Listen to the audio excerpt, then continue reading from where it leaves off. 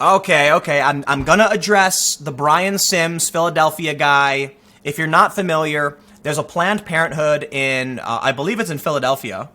I believe it's in Pennsylvania or something. And there was a little old lady holding some sign or something, and it was a pro-life protest in front of Planned Parenthood. But it wasn't like a bunch of fervent, like, shrieking SJW, types.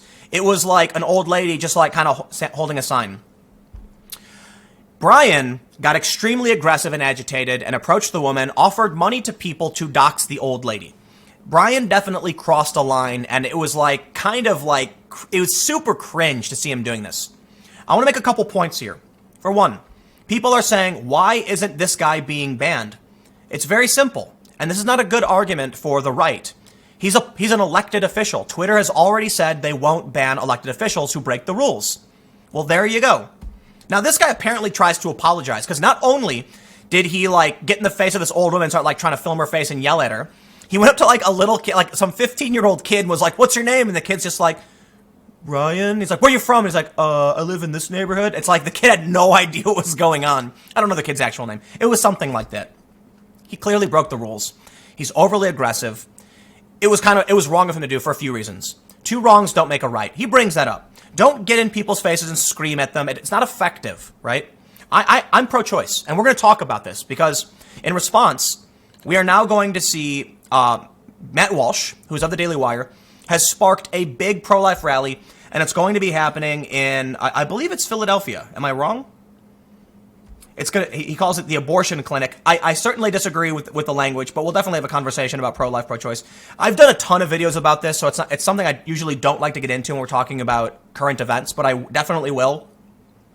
Matt Walsh said, let's organize a giant pro-life rally at the abortion clinic in City Center, where Brian Sims has been harassing children and elderly women. Let's see him come out and harass all of us. Retweet this and let's get it organized. I'll be there, Brian. I'd be happy to have you come stick a camera in my face, though I know you prefer to target women and children. Now, here's the thing for me. I think Brian crossed a line.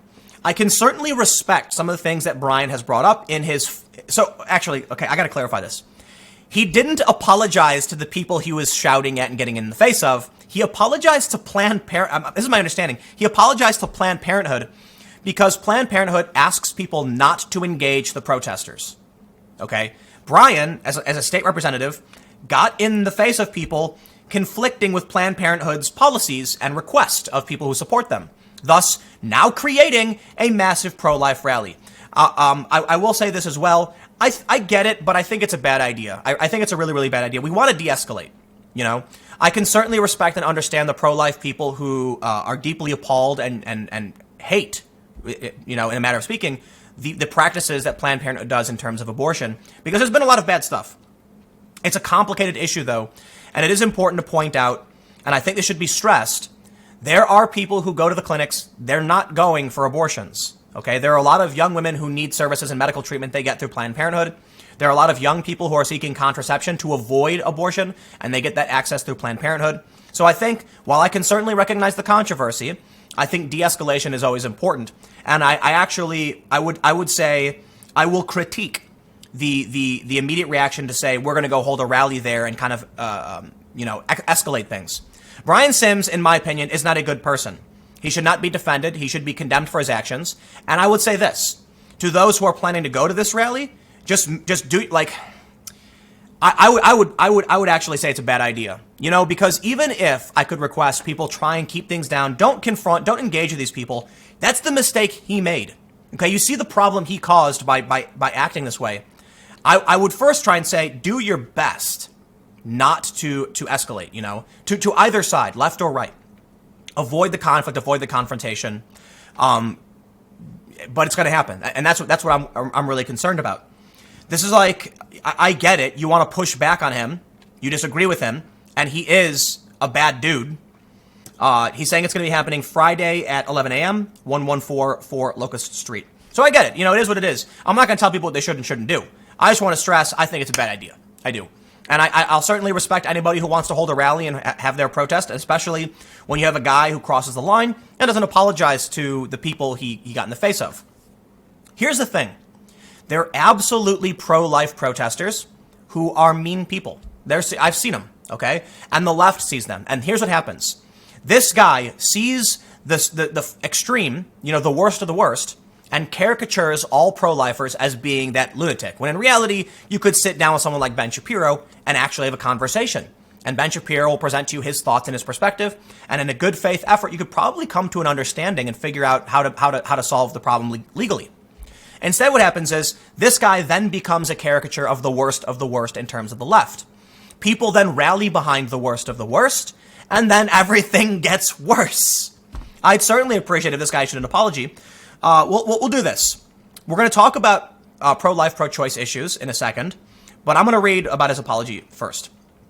It's so Daily Wire says, on Tuesday afternoon, Democrat State Representative Brian Sims posted a video on social media addressing his actions over the weekend, which included harassment of an elderly pro-life woman and attempting to dox 3 teenage girls for praying outside a Planned Parenthood abortion clinic in his district.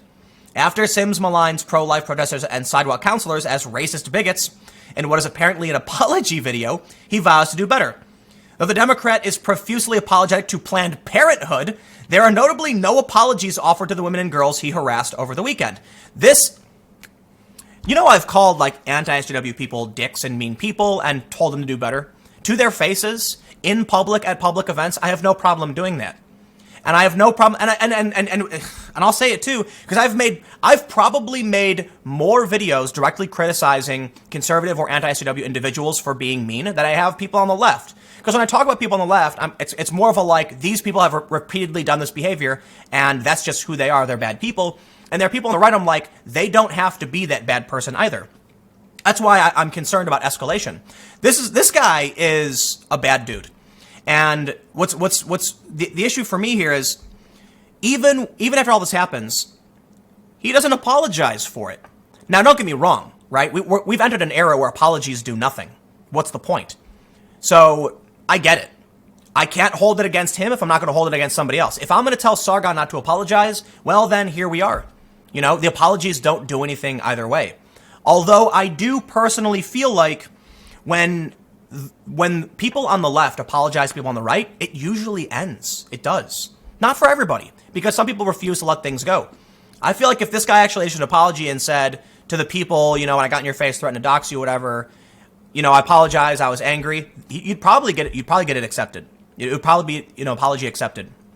Unfortunately, apologies tend not to work, so this is where we are. The Daily Wire is saying that he only really apologized to Planned Parenthood. Whether or not it's anyone's fault, no matter which side you believe would or wouldn't accept the apology, I'm going to put it here. If I'm going to tell Sargon to apologize, then I don't expect him to either. I will say I've called Sargon a dick for being mean in the past. He's done better. And at the same time, I will tell him the same thing. You're a mean dude. You are a mean person, and you are making things worse by doing this. Of course, he could do better. And I will say, to Sargon's benefit, he did publicly apologize to several people on his stream when they asked him to. And his issue was more that he won't make a public apology to the press, but to individuals who are upset he would. In which case, I would like to ask him to do the same thing, right? Let's bring things together. Let's talk about some of these issues with pro-life and pro-choice, however. So, my thing is, this dude seems to be, I don't know, he's really, really aggressive. Something is making him go crazy. Because there are people I know who are, anti-SJW, who don't get this fervent and don't get in people's faces. What he did seems to be primarily affecting the left, some kind of overly aggressive. The worst you're going to get from a Paul Joseph Watson or a Sargon is them being mean on the internet. The worst you're going to get from these people is they'll get in your face, shriek at you, threaten to dox you, or actually physically assault you. And when we see the escalation through Antifa, I'm going to say, dude, this guy makes everyone on the left look bad. Here's the thing. I believe Dave Rubin is pro-choice. Matt Christensen is pro-choice. I am pro-choice. And we are three people who are willing to be this dude's bad, but we can have a serious conversation about how to move forward and actually solve these issues. So I'm going to do this now as we kind of wind up. You guys get it. I'm very critical of this guy. He's making all of us look bad, and we want to have a real conversation. So I want to say a few things. Some people have asked me, how can I be 100% against the death penalty? Because I am, very, very much so, but also pro-choice. And that idea requires the perspective that I'm supporting abortion as a form of contraception, which I absolutely am not. I completely oppose that. Kids need to be responsible and educated. We need to solve this problem. There is an issue too of a lack of education from certain religious institutions, but I'll leave that as an aside. The issue for me is there are certain circumstances where the baby is unhealthy. It threatens the life of the mother, or the baby's life is threatened regardless. There are certain circumstances where the baby can't survive on its own outside of the womb, severe deformities. In this instance, I'm left with a serious challenge. Should someone have to get government approval in some capacity to take care of this issue? And my belief is no, the government shouldn't have that authority. It's nuanced. I believe in regulation over certain businesses 100%. And if we just disagree on where the line is, that's fine. That's a conversation we'll have.